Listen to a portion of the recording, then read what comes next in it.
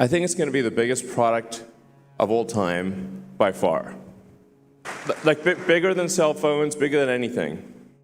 That is a pretty extreme claim. Tesla is spending more than $20 billion this year on all of their projects, and they have plenty of projects, but their biggest one is Optimus. Optimus is an autonomous humanoid robot designed to perform tasks that are repetitive, dangerous, or undesirable for humans.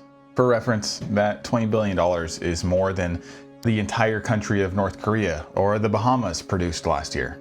And Tesla's goal? Mass production of Optimus starting this year. But the reality is, Tesla is behind. Competitors like Agility Robotics or Boston Dynamics have produced humanoid robots that are already in factories or warehouses doing like actual, meaningful, valuable work. Meanwhile, Optimus is just chilling in the lab, basically just walking around as far as we've seen.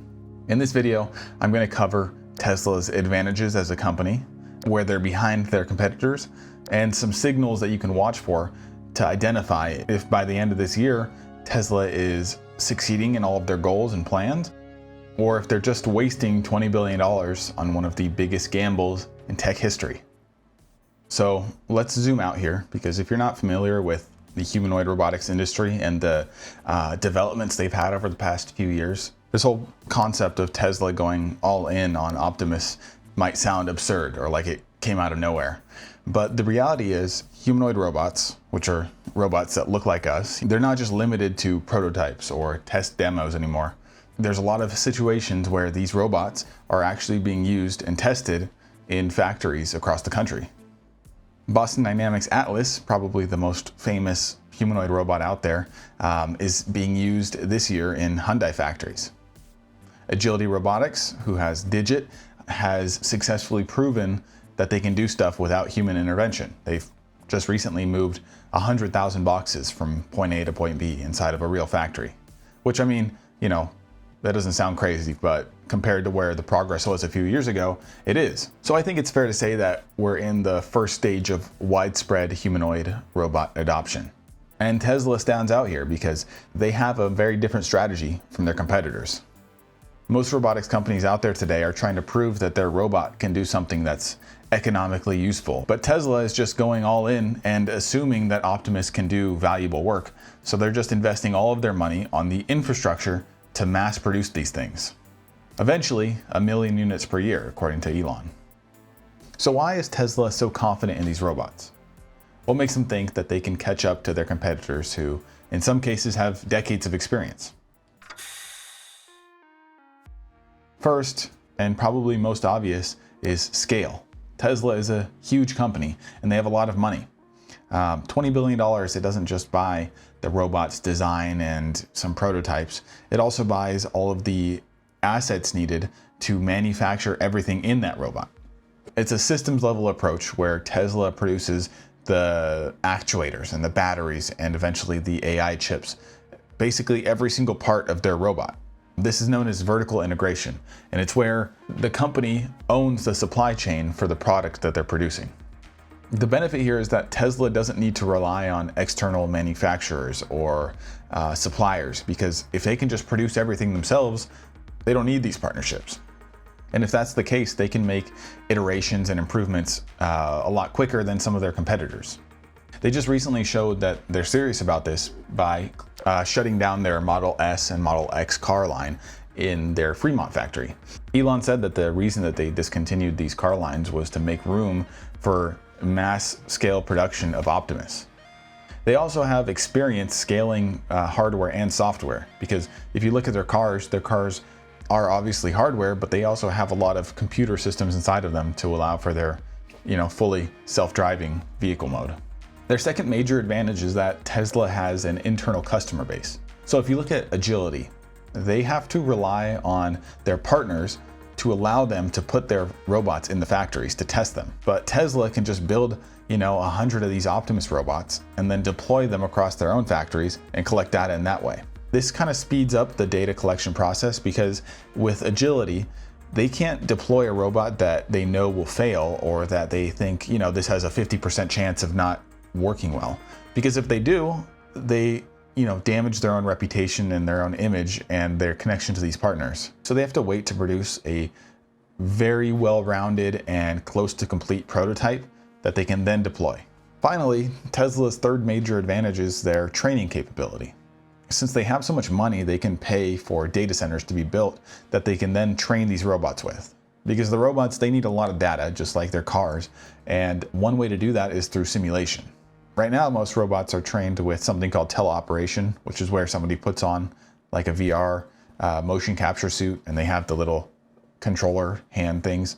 But teleoperation is kind of inefficient because it requires a human to provide a demonstration that the robots can then train off of. Tesla's goal with all of the data centers that they're building is to create enough compute power to train these robots entirely in simulation. All of this to say that really, for Tesla, spending $20 billion on a robot is feasible. I mean, they can do it, they have the money. But throwing money at a problem doesn't always fix it. And Tesla, just like every other robotics company out there today, is struggling with one major problem. There are millions or billions of different tasks and variations in the world. So really, there's no way to train a robot on all of them individually through demonstrations.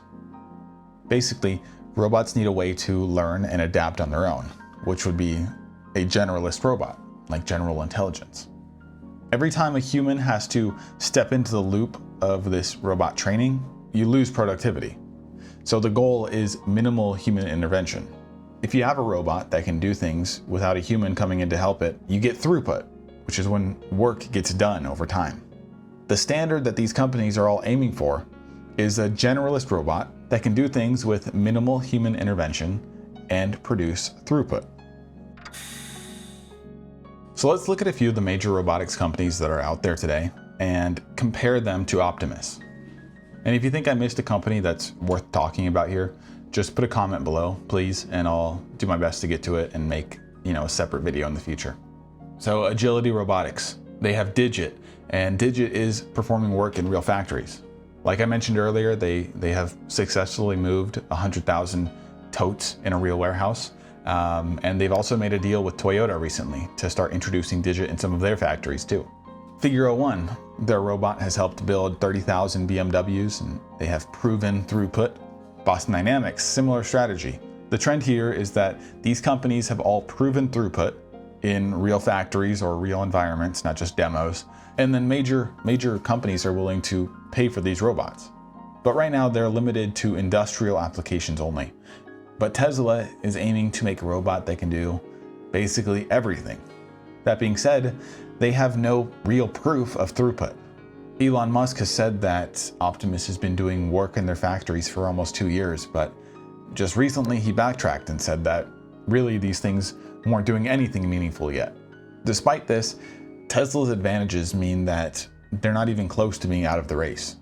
They have industrial scale potential, they have vertical integration, they have tons of money, and that all means that Tesla has the undeniably strongest manufacturing potential in this industry, just not the strongest proof of autonomy. So now we know where Tesla is behind, we know what advantages they have. Now let me give you a couple of realistic scenarios that you can imagine and then watch for this year that'll tell you if Tesla is succeeding or if they're failing. So scenario A, Tesla succeeds and Elon Musk is super happy and everyone makes a ton of money. Yeah! December 2026 rolls around. Optimus has begun mass manufacturing. Tesla provides data to the public that proves measurable throughput. So like actual numbers saying Optimus helped build this many cars or moved this many boxes or saved this much amount of time for human employees. Many tasks like moving parts or putting objects into a jig no longer require teleoperation, and autonomy is slowly being introduced.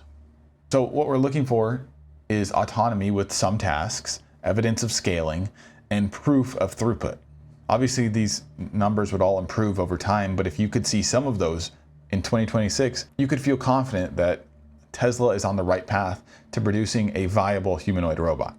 So now the opposite, scenario B, Tesla fails and Elon Musk is really sad.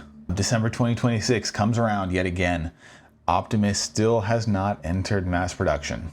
Maybe there's a few dozen or a few hundred of these robots walking around the Tesla factories, but really they're not doing anything useful. They're just moving and performing teleoperated demos.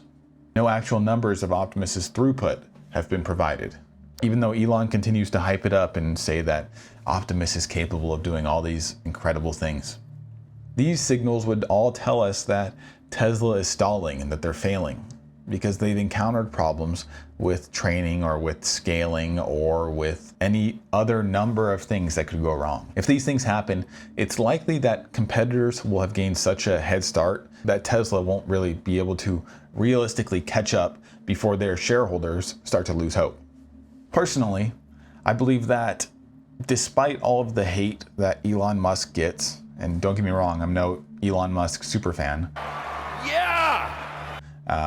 I think that Optimus has a good chance of succeeding, even though right now it's basically like a joke. They can't really do anything yet. But their advantages as a company give me some hope that they can produce something incredible. The challenge really will be whether or not they can develop a level of autonomy that's on par with their competitors. In the end, this robot race won't just be decided by flashy demos. It'll be decided by throughput and by autonomy. And by the end of 2026, we'll know where Tesla stands and how they're doing. If their strategy is working, or if they've just lost $20 billion on one of tech's biggest gambles.